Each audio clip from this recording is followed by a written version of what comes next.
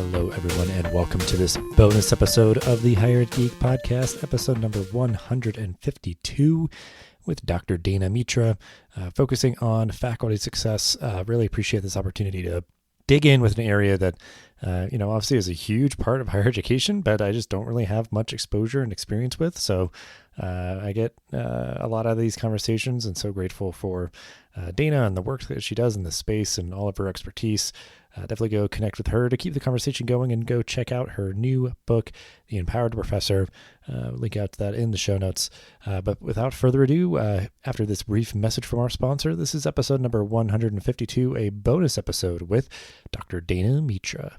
This episode is brought to you by Kitcaster. Kitcaster books you on top podcasts. How do funded startup founders attract prospects and talent? Podcast interviews. How do entrepreneurs with exits find new deals? Podcast interviews. How do C-suite execs differentiate in crowded markets? Podcast interviews. Kitcaster books you on top podcasts. Click the link in the show notes for a special offer. Celebrate good conversation. All right, we are here for this episode. I'm excited to explore the experiences of faculty members at higher ed institutions. So experience that I am not personally familiar with, so I know I'll get a lot out of this episode, but super important, obviously, for folks on the staff member side who are part of our audience who, are going to be working with faculty, should be working with them, and maybe how to do that better, how to know just more about their experience and all that. So we will explore a lot for this episode, sort of high level, the faculty experience, but we'll get into it without further ado. Start out as we always do. Dana, if you want to introduce yourself and go over your professional background and how you get to be where you are today. Sure. My name is Dana Mitra. I'm a professor at Penn State, and my research as a faculty member looks at ways that in education policy that young people can have a voice in decision-making processes. I used to be an elementary school teacher, and I became a faculty member when a fifth grade student said, I think you'd rather be a fifth grade student than a fifth grade teacher. And he was right. I just love understanding young people and sitting on their side of the desk and really trying to make sense of them.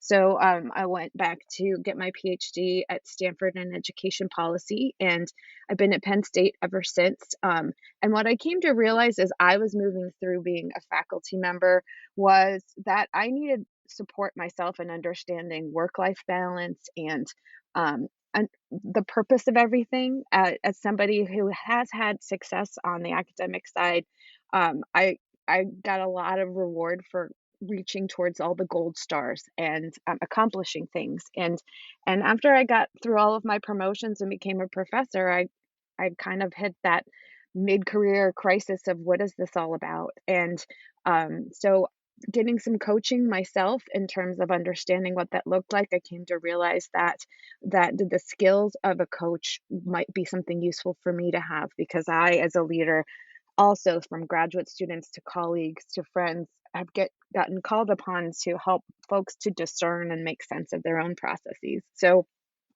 as I started to coach myself, I came to realize that the framework that I've used for making sense of young people really is a framework that's true for all adults and not just kids, around the things they need to be successful in life. And that's why I've written my most recent book, The Empowered Professor: Breaking the Unspoken Codes of Inequity in Academia, because making sense of the academic world is part trying to get all that information that isn't written down in the handbook on the one side, and then on the other side, it's developmental work that's true for anyone in any job, of how do I find an internal reason of having this be a calling, or whether this is a calling versus a job, and how do I make connection to the people that I'm working with, and then what are the competencies or the skills that need to be done. So I call that the ABCs. The agency is that calling part of knowing why I'm doing the work. The belonging is how do I work with my colleagues, and competencies or what are the skills I need to be successful.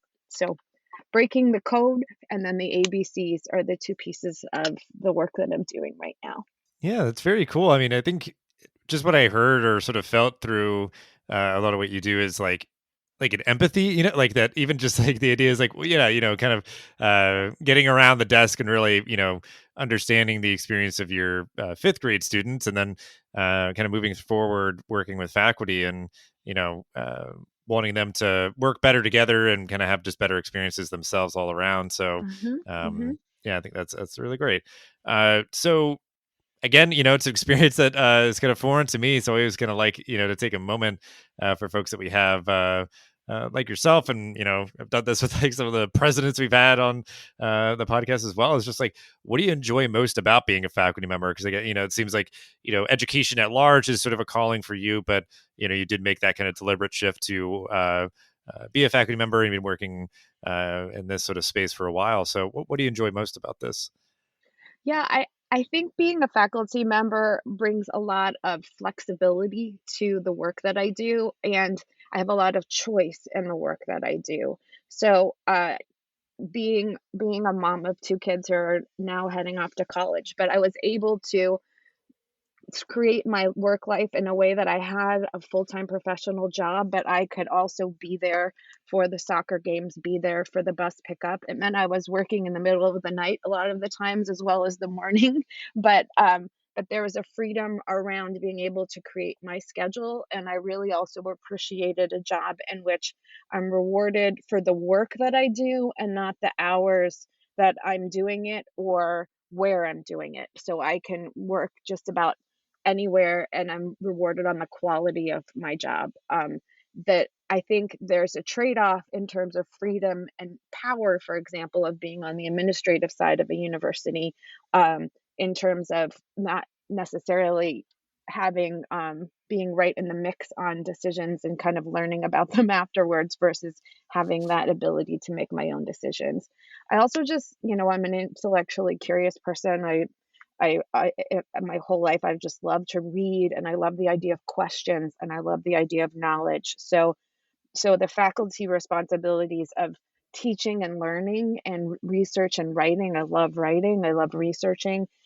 So those that skill set is something that is really meaningful to me and allows me to do the things I love to do and to get paid for them. So that's why being a faculty member is a great fit for the work that I do.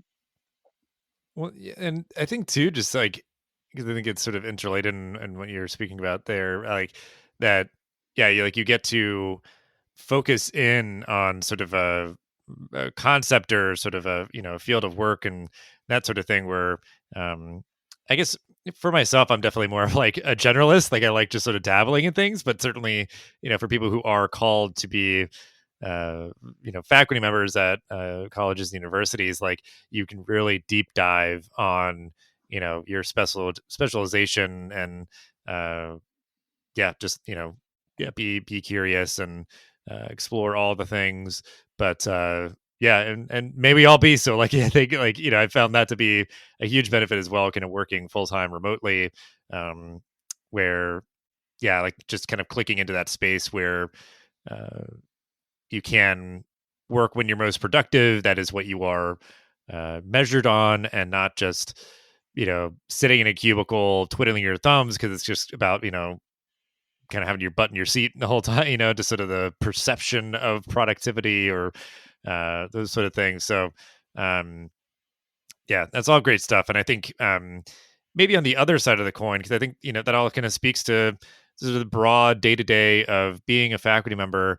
But I think it is one of the positions that people maybe misconstrue, misunderstand. They just make assumptions about. So I'm sure you've encountered some of that yourself. So what do you think most people kind of misconstrue about being a faculty member?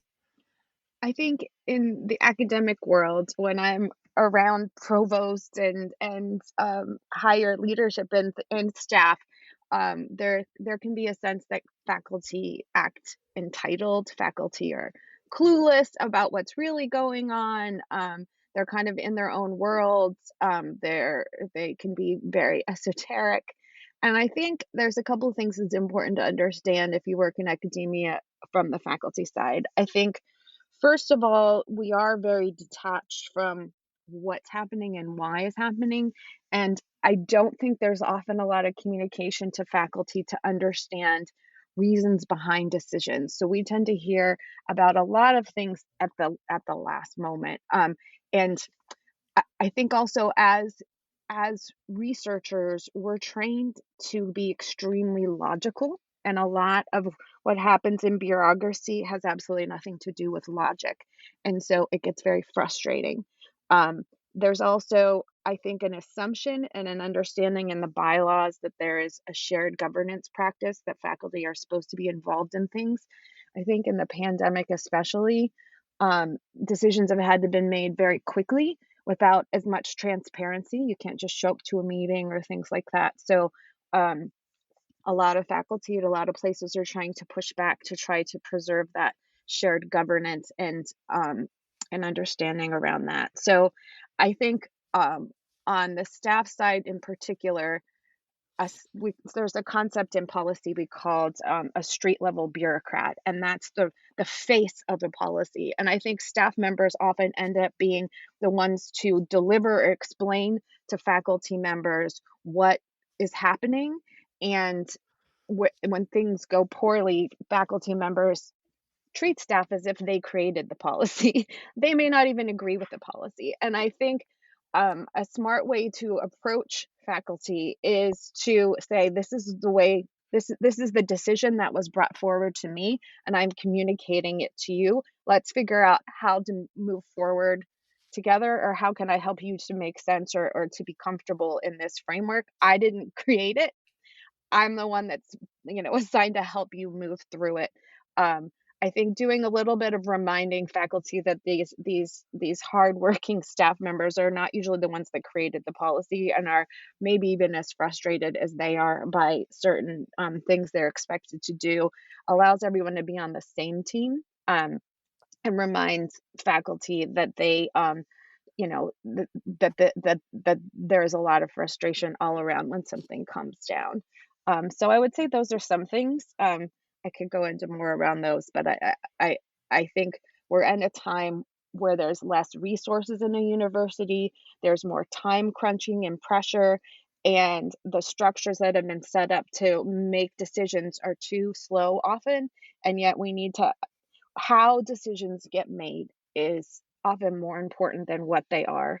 So taking the time to explain why things are happening, how they're happening, um, to faculty that tend to be not in the center of a communication network, but at the on the periphery of things, can help to bring people together to and bring faculty together to want to support or at least try to be okay with certain decisions that are being made.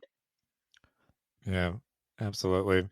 And I'm definitely going to set up our the next thing I wanted to talk about. But just to sit with this for a moment, like it's kind of funny what I'm hearing or kind of what you're getting at is that like sometimes like at the core of it is that yeah, like because of all those sort of mitigating factors and things going on, like decision making may be happening uh not in the best way that it could or should. So then you have this messenger coming and kind of relaying things, and then there's sort of butting of heads and friction and all that. So it's like, by no fault of the staff member or the faculties, because of maybe just other things going on, other forces at play, that's when there's so the misconceptions, misunderstandings, and things, and why a faculty member might be, coming off a certain way to somebody else is just, yeah, kind of just by no fault of their own. And I think, that is just kind of a current struggle for all those reasons that you mentioned. But yeah, so I think this may vary, and I'm sure you'll maybe get into just the different contexts that faculty can work, but um, yeah, there, higher ed just generally is facing no shortage of headwinds and difficulties, and certainly the past few years have been a lot of unpredictable things going on. But I'm curious, maybe just how what's going to be kind of resonating with you about as we're beginning to emerge, and I'm sure looking ahead to like the fall semester and things like, as we're recording this, we're kind of right in the thick of typical spring semesters. So, looking ahead to the future, maybe even like what are some of the current struggles that faculty face, and just any advice that you'd have for overcoming them, whether that's kind of just, purely on the faculty side, or just sort of, collectively for faculty kind of working within the higher ed systems? I think as we're hopefully coming out of a pandemic, if we're going to be having much more face-to-face experiences, um, there's we've lost 2 years in an institution where students often aren't there for more than four. So a lot of culture and traditions on the student side are certainly gone, but also on the faculty side. I have colleagues who I've never met in person yet. Our staff has almost fully turned over as a part of, the great resignation or whatever they're calling it right now. Um, so there is a huge need in universities to rebuild connection, rebuild community, to build structures for collaboration.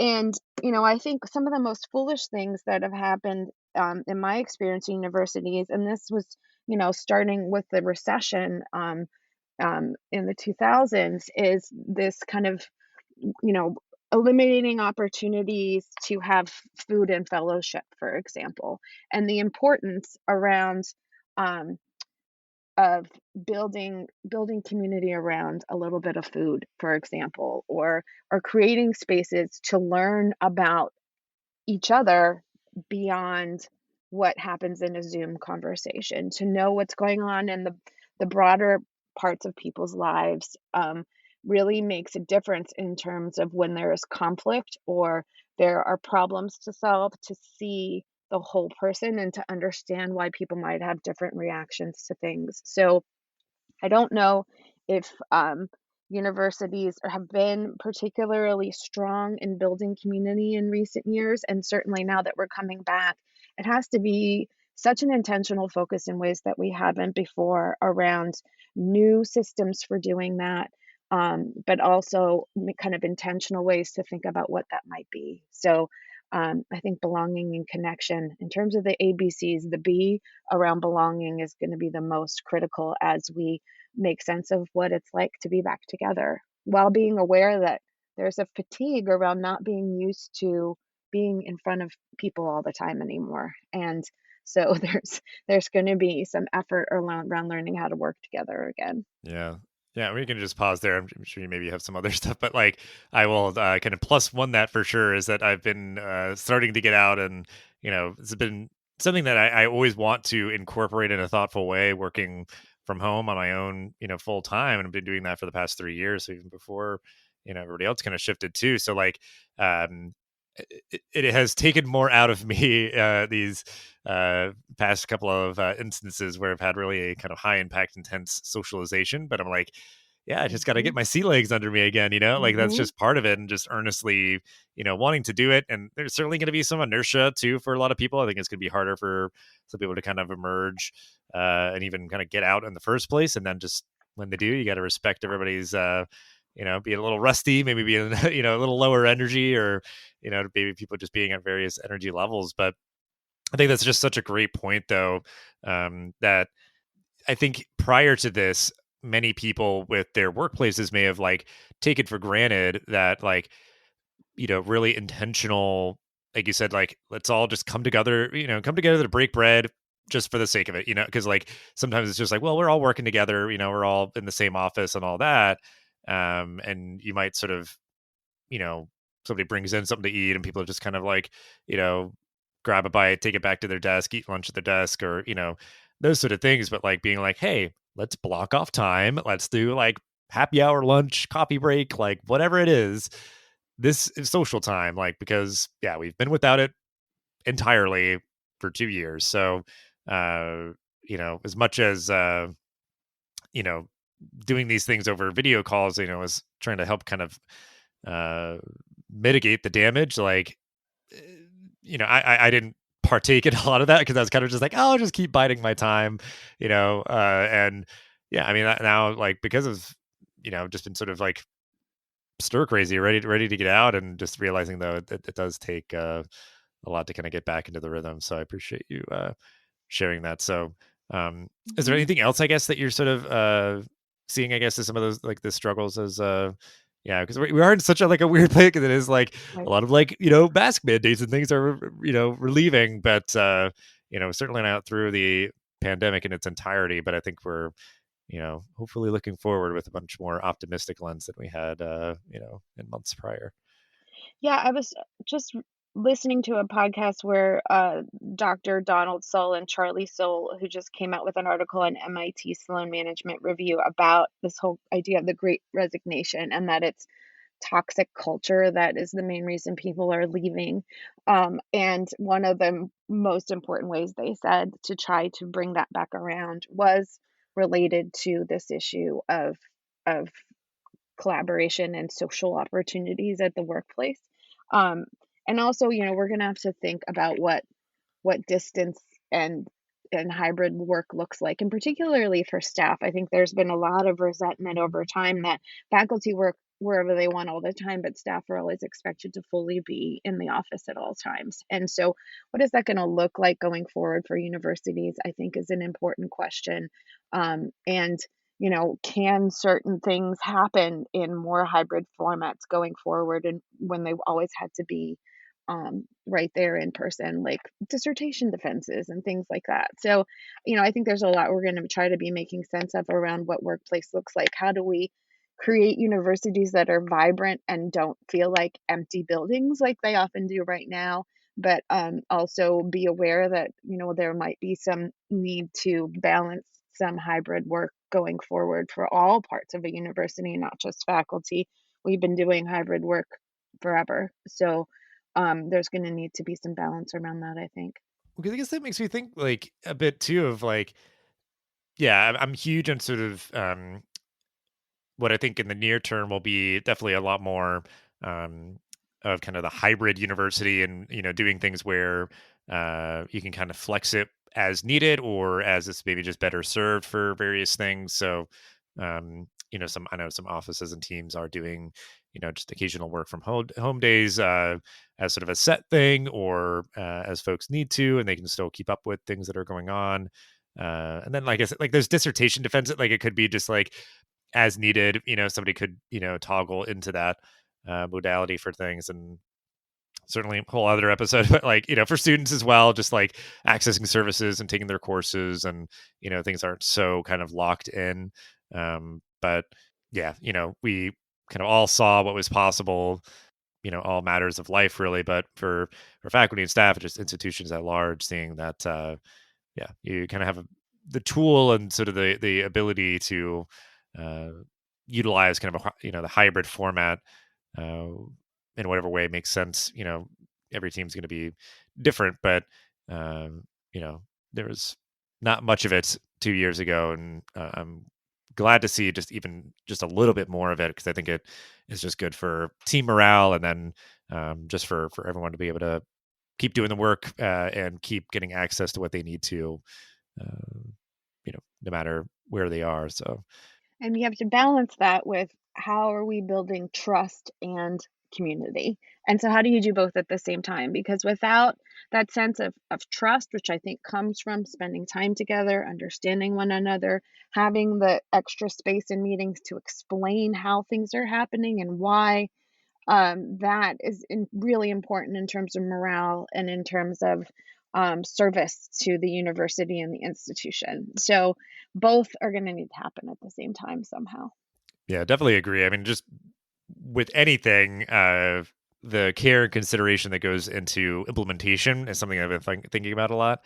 So whether that is, yeah, like a new tool, or yeah, a new process, just making sure that you take that time and make it clear, talk about it in the meeting, send the email afterwards, have, the information written down so people can review it after the fact and ask questions and all that good stuff. So, yeah, well said.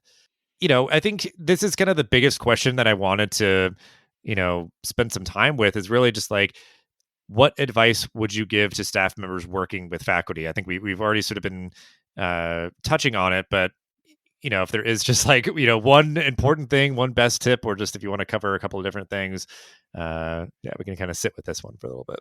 In my book, I talk about how faculty and anyone to be successful in their jobs needs to break that unspoken code of what's really happening. And I think in a university, And in any institution, there's just the most important knowledge is not necessarily written down somewhere.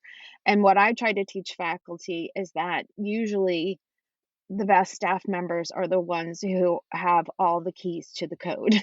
And so I think the more that faculty can kind of take the time to teach faculty and realize that don't assume we know anything. Assume that we are completely ignorant as to how things happen and why they happen and all the things.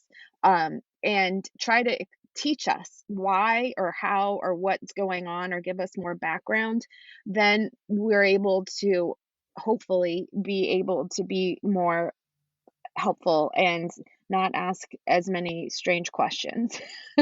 So, we really view staff as the key, and particularly staff who've been there a long time to give us that insider knowledge as to how things really work. Um, so to the extent to which staff are willing to share that or volunteer that, and help to teach faculty that they actually have that knowledge, because we usually don't. We usually are um, pretty ignorant around how processes actually happen. So I think that would be a really big important one. I think also, yeah, just realizing that bureaucracy is inherently illogical, and so it doesn't make sense to faculty members a lot of time, and then that just creates confusion. So realize that we are working from a particular mindset and encouraged to do that in terms of being rewarded in our research of being highly logical, but that politics and bureaucracy are not. So faculty are trying to work often in a framework that is very confusing to them, and as much as we're considered to be smart in some ways, we're highly ignorant in others, and so take the time to explain and teach us. Yeah, I mean, it's a point well emphasized, and I think like I've just always found like when you take that time, I mean, like just to like talk shop, like you can really Uh-huh. have some powerful moments together, and then yeah, to like make sure that people understand, because I think it could be that certain people it clicks for one way, but then you take a little bit of extra time, and that just like avoids friction, resentment, frustrations, and just increases efficiency and all that good stuff. So I think yeah, it's just a good point of view and sort of method for working generally, but I think especially in this context, because I think it just, for whatever reason, like just the history too broadly, like I feel like there's so much contention, or just that misunderstanding or assumptions made about you have academic affairs and sort of like student affairs, or however it's sort of like broken down, where they can just feel like two separate worlds on Mhm. the same campus. So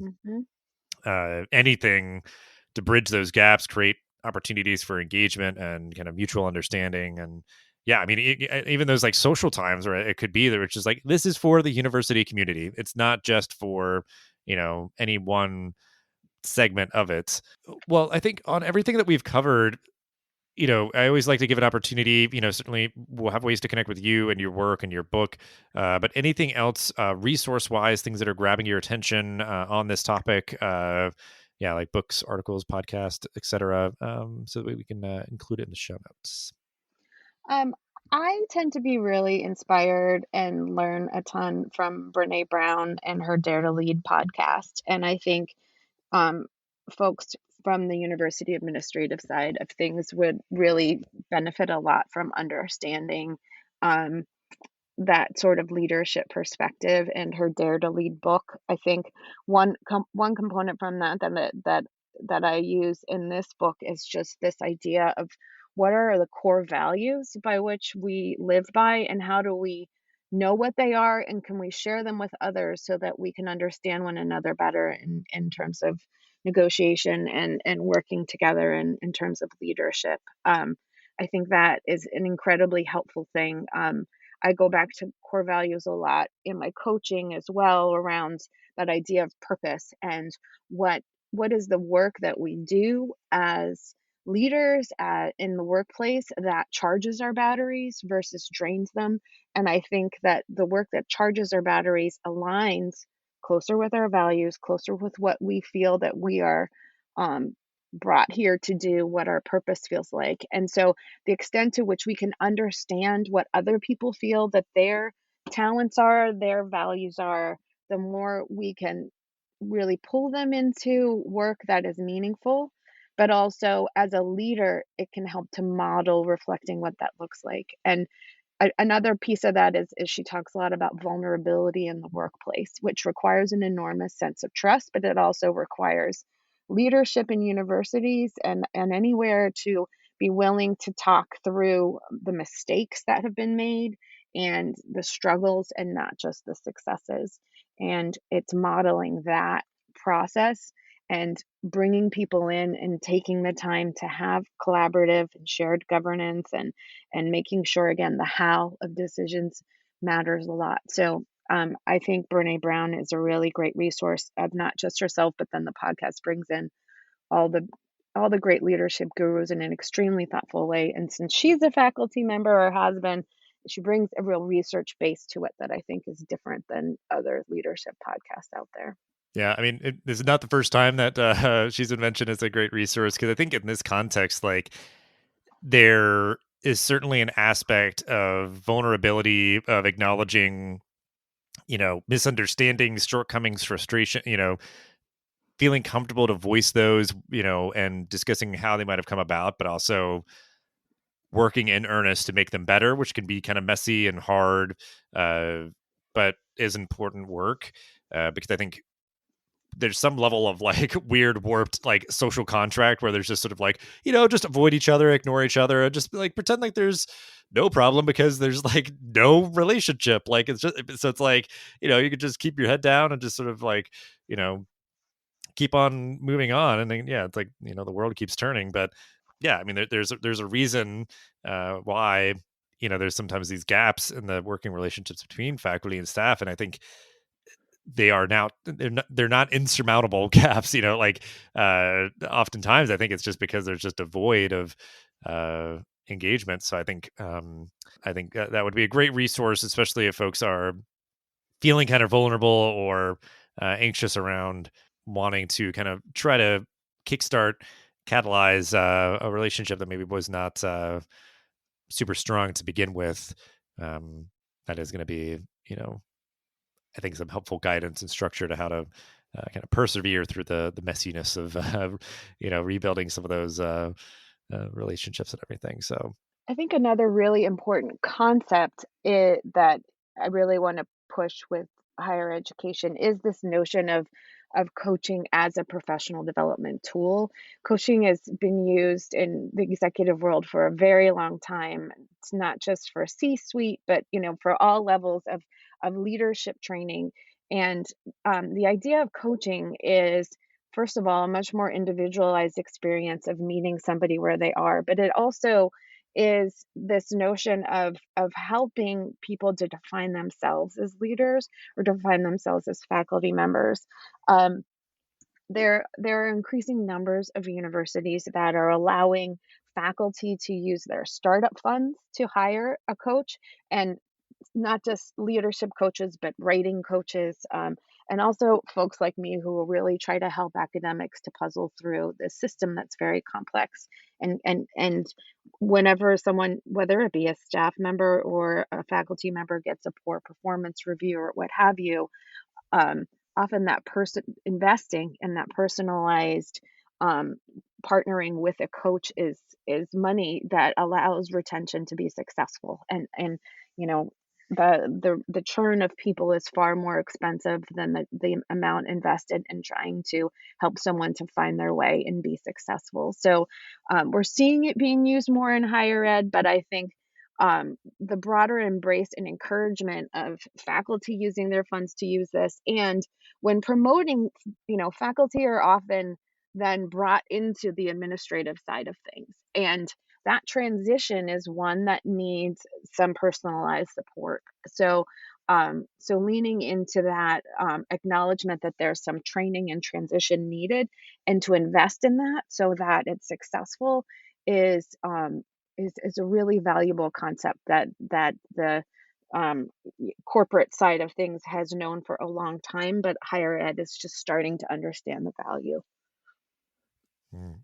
Yeah, that's a good point about, seeking out and utilizing coaching of just like, if it's just not been something, historically as well utilized as it could or should have been, because it makes me think too, where there's just like, an aspect of vulnerability where it comes from like, sort of checking your ego, knowing like, hey, I could use some help with writing. I could use some help with, Mhm. any number of things, being clear on what that is and going into that relationship with a coach again, earnestly being like, am going to engage in this process and not just try to like check a box and be like, yeah, I saw a coach, whatever, cool, did it and it's been there, done that, whatever. So you kind of do have to humble yourself, I think, before you kind of enter into that and then just be clear with what you need help with. But it's very, It's a very good cultural advice. thing because I think in some fields, in the entrepreneurial world and in some parts of the corporate world, everyone has a coach. It's not like it's part of the process of understanding how to move to excellence. And so I think a cultural encouragement around that and normalizing around that um is really, really helpful. And that would come from the administration side of things, or the listing of here are the ways that you can use your startup money. One of them could be hiring a coach, so there are just ways to signal that would take the burden off of departments and faculty affairs and otherwise to provide whole scale professional development. Whereas faculty are so, a nursing faculty is very different than a math faculty and an education faculty. So that personalized sense of what is the skill set that each person needs to be successful when you're supposed to be teaching and researching and collaborating and serving on committees may be different. So it would help the university find success in who they're investing in, as well as on the administrative and staff side. Yeah, that's what's funny because, like, yeah, just making it clear what the funds there that you're talking about could be spent on, because it's like otherwise, I mean, yeah, like they'll either just not use them or just kind of shoot from the hip and do whatever with it, or ask other people who maybe also did not have it made clear to them that they could use, those funds for Hmm. coaching and stuff. Hmm. So, like, we don't know what we don't know. That's right. Um, and yeah, I mean, I think sort of the final point I'll make on this is kind of just like, honoring the responsibility and sort of gravity of working in higher education, supporting students and all that kind of stuff. It's just like, we're all kind of works in progress, but why wouldn't you want to do the best work that you can? And a way to achieve that is through you know coaching and utilizing resources and asking for feedback and all those sort of things, and really just yeah, just keeping that critical eye, because sometimes it really is just kind of working at the margins, continually to continuously improve. And, it doesn't always have to be kind of large, dramatic change. It's also critical as a central part of an equity strategy. So there's such a focus on DEI work right now, and I think universities have thought a lot about how to try to recruit people to come to a university, but less knowing what to do to retain them. And I think coaching is a key strategy of retention. Yeah, I mean, I definitely agree. There's a lot of aspects to what we're getting at here. Helps so many people find greater success. And, there's not going to be a one size fits all approach about what somebody is going to need support with throughout their professional journey, whether they are faculty and staff. But then now I feel like I'm almost like in my head of like, you can have, colleagues helping each other to do better, and sort of, the rising tide raises all ships kind of thing. Cause I think, so much around like an equity and everything is like being able to kind of see yourself at a place or have like a community of people that have had similar experiences. And that might be that there's, a community, with staff or with faculty, a mixed group and those sort of things. So keeping that open mind in that regard too. And then allowing for such sort of like open-ended use of like the money for faculty with the startup funds and things that you're mentioning, like, not having it be like, well, faculty always get, this sort of thing. It's like, well, I may be a first generation college student, like the experience of being a Mhm, faculty mhm. is just completely new to me, as has everything else in higher ed. So it's like I do need more of this than someone else may.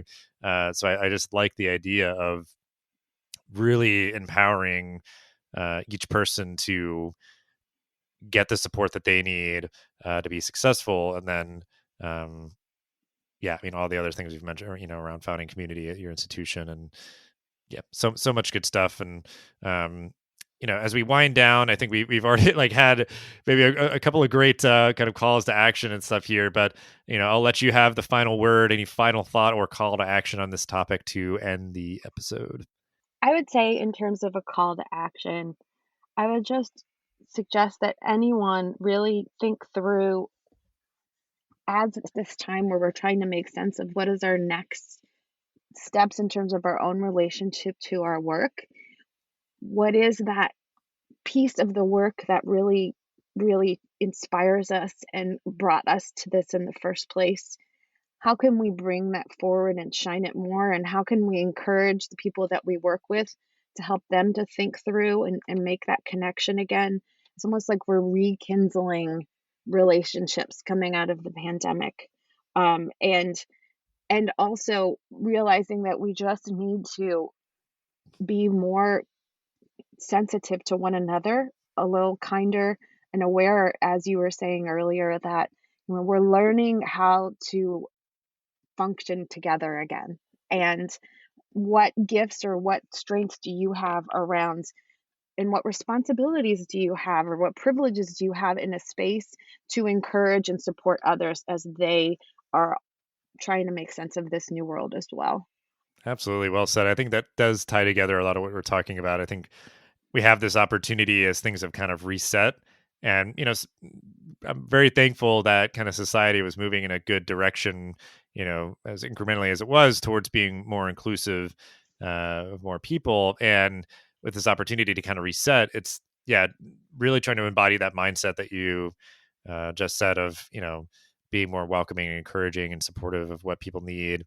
Um, and I mean, like you said, being a faculty member and all the great kind of perks and aspects of it, like we want all kinds of people to feel as though that is something that they can aspire towards, and give them whatever they need to be successful and to be great leaders on their campus and for their colleagues and for their students. And so this is very educational for me. I really appreciate you sharing all that you did and taking some time out for the podcast here. And like I said, we'll have ways to connect with you and all that you do and all that we talked about down in the show notes. But just thanks again so much for your time. This is really great. Thanks for having me. Thanks for listening to this episode of the podcast. Make sure to rate, review, and subscribe so you never miss an episode. Thanks again for listening, and we'll see you in the next episode of the Higher Ed Geek podcast.